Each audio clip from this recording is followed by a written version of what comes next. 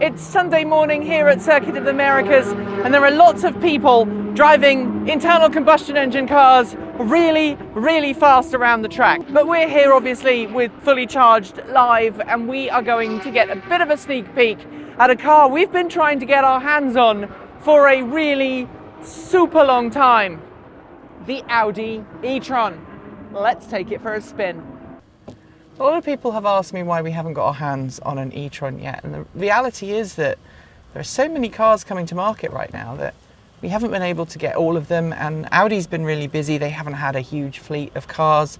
We're hoping to get our hands on an e-tron at some point this year to test drive it, but let's talk about some of the specs and some of the pricing that we're going to expect from this car.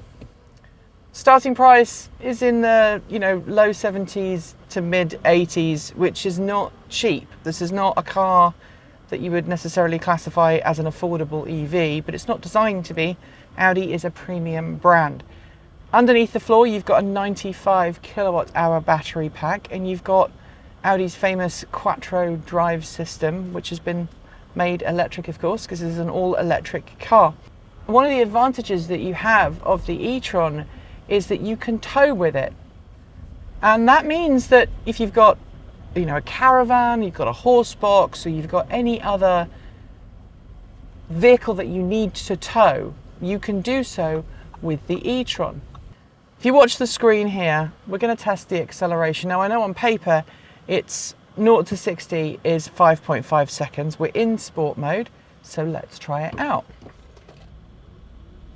Interestingly, the car does sit down a little bit at the back, and there is 60 right there.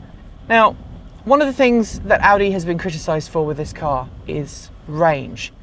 This car gets about 200 miles in everyday driving scenarios, but I know people who've driven the e-tron who say it's possible to go much further if you're gentle with it. If you drive it, if you hoon it, then you're going to find that you're not going to be able to go as far or maybe as briskly as you might. Now, in terms of acceleration, that 5.5 second 0 to 60 doesn't feel particularly sporty. I'm not going to lie to you. Having driven Teslas, having driven even my Chevrolet Bolt, which has a much more brutal kick when you first put your foot on the accelerator, Audi's power delivery is dialed in a lot more smoothly, which adds to its luxury premium feel. Even though this is only a really short trip and I'm only driving at 40 miles per hour, I can say that there's very minimal noise from outside, so the fit, finish and trim looks just as you'd expect from any Audi. This wonderful driver information display is fully colour and it's fully customizable, and right now I've got a map of the Circuit of the Americas right in front of me, so I know where I am. The infotainment system, everything is within easy reach, which is what you'd expect of this premium price tag that comes with the e-tron. You've also got user adjustable regenerative braking thanks to the paddles on the steering wheel that you can slow down the car and regenerate some extra energy.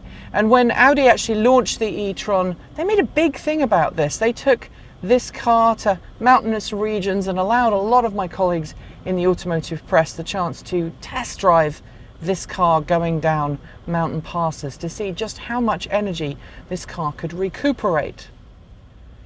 The vehicle platform on which this car is based is eventually going to give rise to other Audi electric vehicles, and we've already seen some of them at auto shows.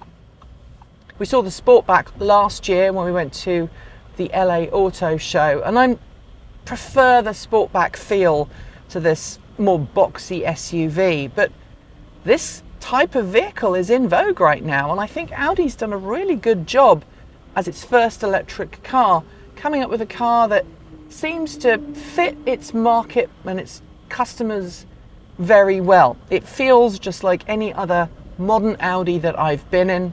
It's very sure-footed, there's minimal body roll. This is a really nicely designed car. The only downside, I think, is the price tag.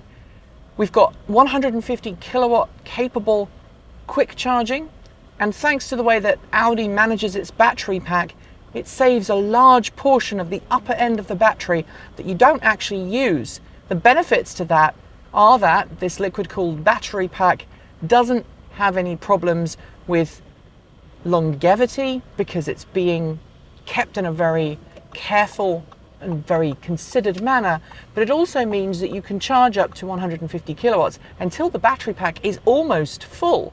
That means your quick charging sessions are actually pretty quick, as opposed to a lot of other cars which quick charge to maybe 40 or 50 or 60%, and then they slow down to mind-blowingly slow, and you're kind of done at that point. I'm coming back to the pits now, so this is pretty much it for our quick drive experience of the e-tron, but I'm hoping to get my hand on one very soon, and of course we'll give you more information on it as and when we have it. So that was it. That was the Audi e-tron. I didn't have a very long drive of the car because other people want to drive it. I'd love to take one of these home for a week and put it through its paces. I think it's a real shame that the price is so high for this car, because ultimately I think that's going to stop people from wanting to buy one. If this was priced nearer to the rest of the Audi family, then maybe I think people would consider this as a viable vehicle. Yes, it only has about 200 miles of real-world range, but it's not bad when you consider how well it rides, the finish, fit and trim, and the fact that this is a mainstream vehicle from a mainstream automaker. I know some people watching this will say, yes, but a Tesla can go further, and you're right, a Tesla can go further. But for Audi drivers who like Audi brand, who want to remain loyal, I think this is a great option.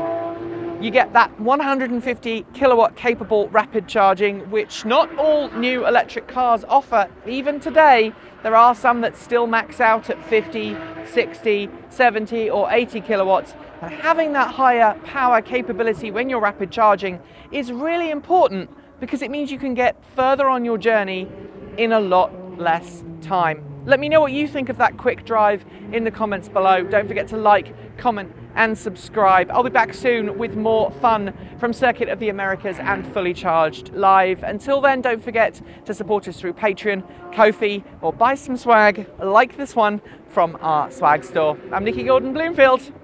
Keep evolving.